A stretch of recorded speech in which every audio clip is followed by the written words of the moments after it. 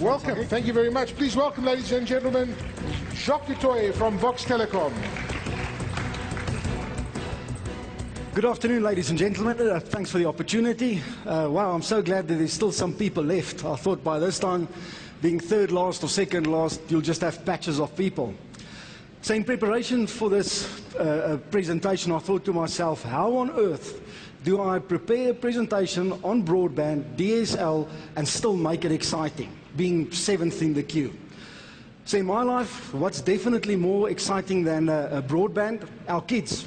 Am I right? Many of us sitting here are between 30 and 50, and that would mean our kids are between 1 and 20. Is that right? So I thought, let's combine broadband and kids. And actually what triggered the thought was, these days, or if I compare my life to my kids' life, I used to Google, slow, 128K connection, Google some interesting topics. No, the kids don't do it today. They YouTube it. It's easier for them to listen and to watch a clip than to go and read. And that's why I thought this presentation would be quite pertinent. So why are my kids, Jacques' kids, smarter than me? Two reasons. They've got access to internet. They know more, and they've got access to more information than I ever had. As the CEO of a telecommunications company, I virtually lose every single debate about technology with my youngsters. The way they learn at school and the technology they're exposed to is astounding. But without internet, without broadband, the new way of learning is going to fall behind. So why are your kids and our kids smarter than us? They learn interactively. They've got access to social media, tablets, interactive libraries, smart boards, etc., etc. And another key component is that teaching is not teacher-centric anymore. Teaching has become student-centric.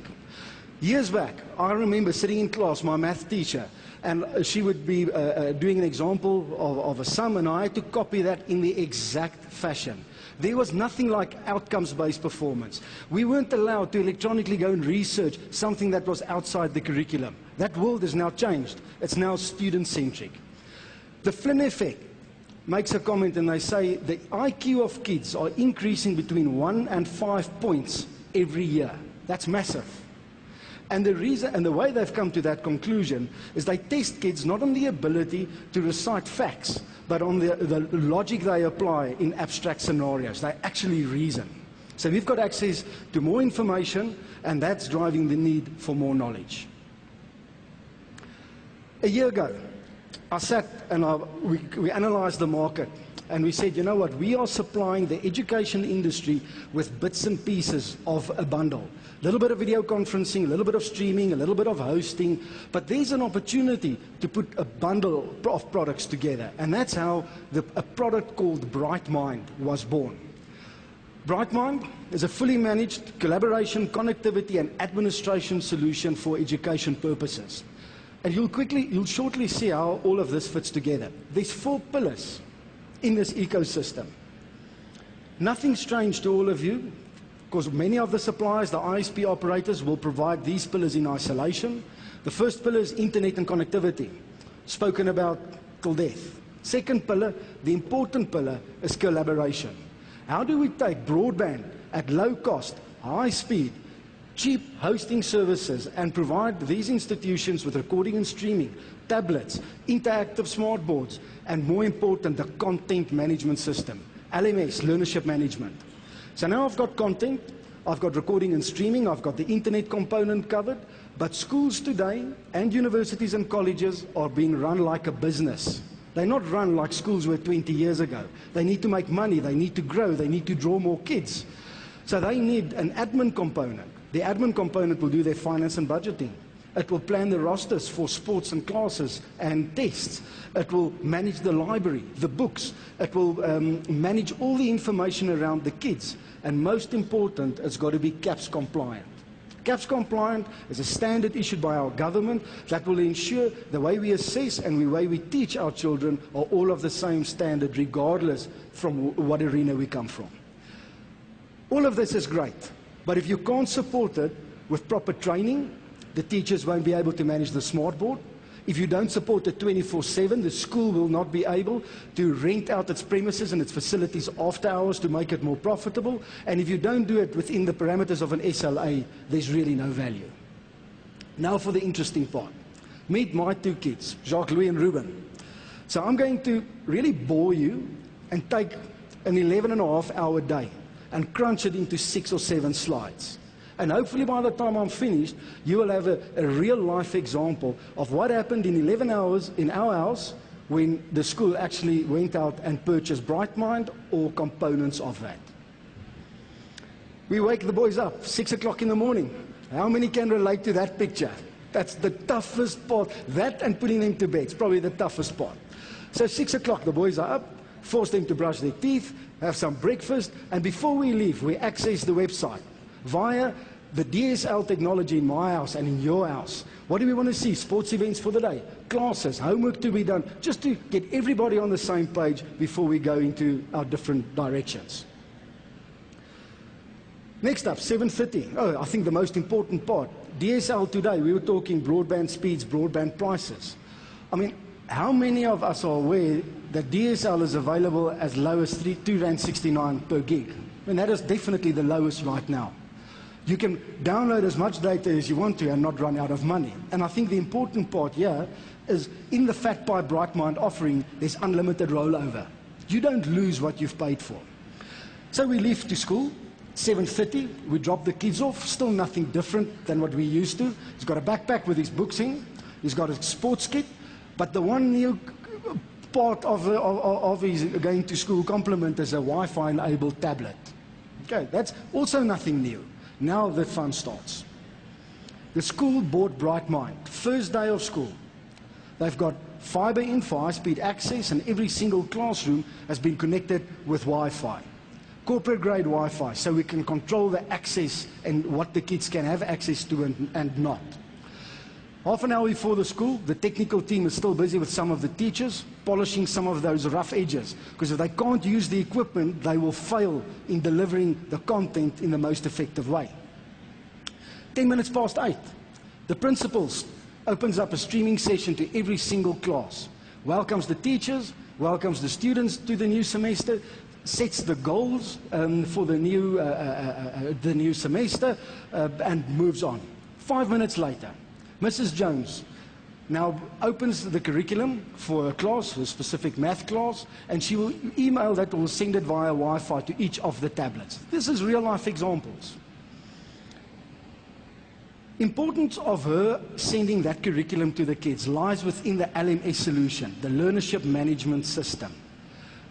Our problem in South Africa is that each teacher teaches with different content. And the only way we're going to better the standard is if we better the content and if we standardize the content. So our idea is to say, have access to a pool of content that's been standardized and approved, complies to CAPS, and let every teacher in that school who's teaching on the same subject have access to that content. At the same time that Mrs. Jones is doing a maths class, Mrs. Spain is starting up a video conference with a geography expert in Egypt. And while that's happening and the kids are interfacing with him, she's downloading some additional video clips, statistics, and reports. At the end of this video conference, a link of the recorded video, as well as the content and the notes of the course, is mailed to the kids. Starting to become a full solution. Those 4 pillars are now starting to take shape. 11 o'clock, I get a phone call from the school. Damn, and do I crap myself, because I know the boys, they're naughty. But they didn't phone to complain about the boys. They phoned to confirm my email address, my contact details, because part of the Britemind solution comes an admin software solution that supports the school's finance system, the admin system, and all the communication to and from parents and teachers runs through that solution. Now, can you see the build-up to now? If we don't have high-speed, low-cost internet connectivity, none of this can actually happen. We're going to go back to the old days of books, chalkboards, etc. Everything is hosted.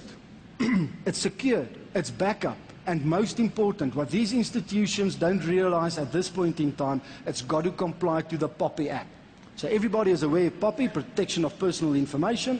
We've got 1 year to comply to all these, to this specific act. Schools today store more personal information than they did ever before. Medical aid, bank details, mom's details, dad's details, teacher details, details going back 12 years of those learners. They cannot allow for that information to be lost, to be stolen. So you've got to offer them a solution to say, guys, to comply, let's put it in a secure environment. All of the above is supported 24/7 by a service center, the SLA I spoke about in the 4th pillar. End of the school day. Kids head off to the sports field, excited to play cricket a lot more than to go to the math class. The importance of this slide is you will see an IP CCTV camera. Now in the past we all used CCTV cameras for security, and that's what the school bought it for. But right now, during the day, they use this camera to record the sports happening on the school grounds. And there's 2 reasons for that, 3 reasons actually. First reason is they stream it live to their website. It's a way to market their website. Second reason is so that when I've got a spare moment, when I was standing outside, I could log on via 3G or Wi-Fi and access the streaming facility and have a quick glimpse of what's happening on the sports grounds. And then most important to the school, at the end of the day, the end of the week, the teacher, the sports organizer, can go back to that event in the video center and he can review and analyze the game. Because schools are run in a very competitive environment.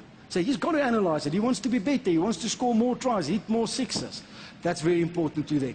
So we've taken a stock standard IP CCTV camera and we've given more value to the school. Same device, same bandwidth. End of the day arrives. 6 o'clock. That's the next toughest part. We've woken them up. Now we've got to do homework. We get home together with the mom and dad. We download the homework, all the notes associated with it, again using a fat pipe DSL solution.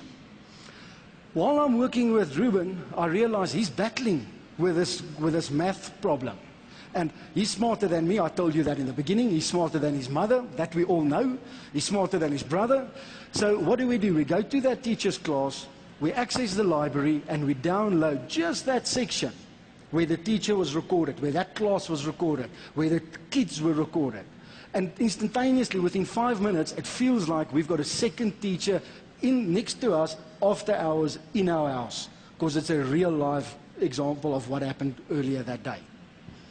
5 minutes later, the kids are in bed, and now it's time for me and the missus to put our feet up on the couch, again using fat pipe, access DSL. Now the fight between us is, are we going to watch The Walking Dead or Embarrassing Bodies? So we just keep on using our broadband technology. Ladies and gentlemen, the future of education is here. The next slide tells us how we teach our children. We expose them to a concept, bottom left. We make sure they understand that concept. Through broadband, we show them real life experiences. We take them to industrial environments. We take them to YouTube where real life action is taking place. And only once that's done do we actually assess them to make sure they understand the whole concept. How do we do it? From the left, we feed in live events. We allow them to collaborate. We collaborate with other parents, asking questions, asking advice. There's social networking between the youngsters. And now I'm not referring to Twitter and Facebook. I'm talking about educational social environments. Media-rich content that we've never seen before. And we allow self-paced learning. Now the challenge with this is if that arrow leans towards the horizontal axis, and it means that the teacher will have faster access, more information, more content, they will be smarter than the kids. They will not be able to transfer the data and the information to the youngster in the right way. If the axis moves to the vertical side, the arrow to the vertical axis, the kid's going to be smarter than the teacher, and he's going to be bored in class. So we've got to keep a happy medium and keep that arrow in the middle. And again, the only way this happens is if we provide every school, every household with cheap, fast broadband. Britemind, in my opinion, is the future. Again, I repeat myself. It's a fully managed collaboration, connectivity and administration solution for the educational providers. It allows the teachers to focus on teaching and not gathering content and making up PowerPoint presentations. Connectivity is available from wireless and a wired perspective, so it's available anywhere in the country. It's hosted, it's secure, it complies with POPI, complies with CAP. Bolt-ons, CCTV, video streaming, etc., etc., that can be done at your own pace, as there's funds available. And then again, this reinforces us being student-centric and not teacher-centric. Now for the last slide. There's always the question, how are we going to pay for this? Very few schools have got the funds available to actually go and procure a full Britemind solution. So this is the Vox Telecom offering. We want to make sure our kids become smarter and smarter. We know that in order to take Britemind to its full facet, the parents need to invest in DSL, in an email, in a mailbox, in ISP services, in a DSL account. So our commitment to all these schools, or wherever the parents procure personal household ISP goods, 20% of the profits that we generate actually goes back into the schools' funding, and that they should use to enhance and develop their Britemind solution. This means that every student will have the opportunity to be smarter than our parents. And ladies and gents, that's my Britemind presentation. I hope the fact that I brought the kids in together with normal broadband and DSL excited you a bit, and I don't know if there's any questions. Jeez. Great. Thank you very much. Jacques, okay, very good. Thank you. That's really interesting. What about the pricing models on this kind of thing? Pay per use, pay per student, pay for space. Yeah.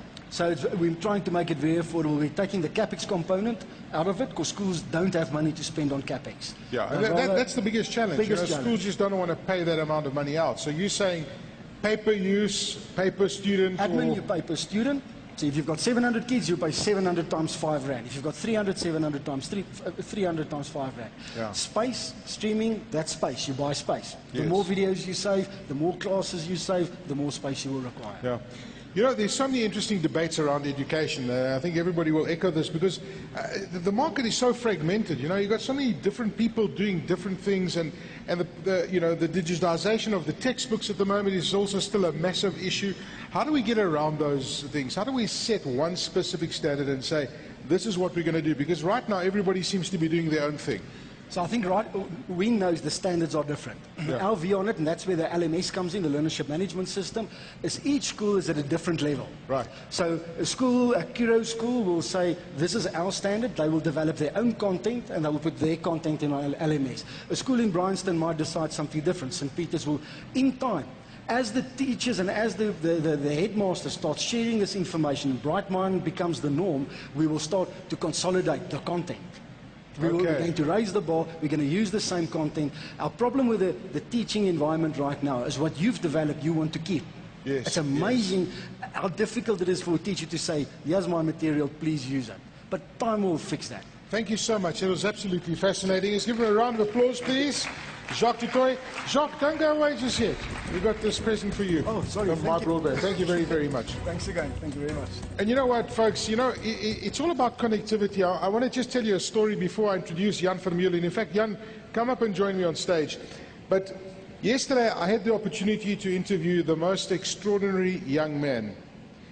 This guy is from Colorado, and at the age of 14 years old, he made his first prototype of a prosthetic limb, okay? And this is a fully functional robotic arm. He presented this at a fair in Colorado, and he saw this little girl who was 8 years old who didn't have an arm. She was born without an arm, and that inspired him to build this fully functional prosthetic arm for this young girl, because a new one costs $80,000. And what this young man managed to do, he managed to build this for a price of $400. He used like the motor in your windshield wiper. He used you know, different components from different gaming consoles. And what this does is it literally put like this armband around your head. It picks up the electrical impulses from your brain, and it translates that into a Bluetooth signal, and it sends the commands via the Bluetooth to the arm, and this arm is able to work and is a fully functional arm. And this young man has been approached by NASA. He spent 6 months at NASA. They wanted to find out how it works, and they want to use his technology up in space. He's been to see President Barack Obama, who actually congratulated him on this. And this guy is going to revolutionize the robotic arm business, because the third prototype of this robotic arm is going to cost, as I mentioned, $400, and he's going to be able to lift 5 times the weight of a normal arm can lift. And the arm itself is going to weigh 2.5 kilograms, which is less than what a normal arm weighs. So where I'm going with this kid lives in a remote part of Colorado, and he has hardly any access to universities, to scientific institutions in the area. He did this project using the internet.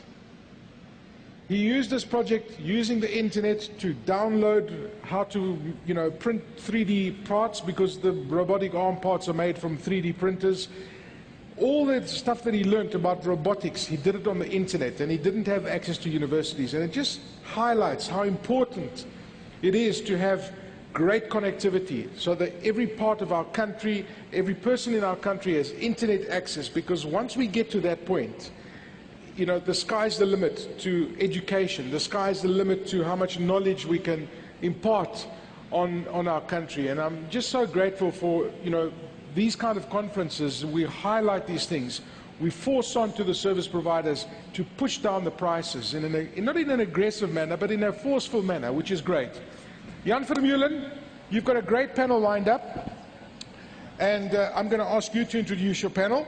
And if you have any questions, the floor is open, and it's over to you, Mr. Vermeulen.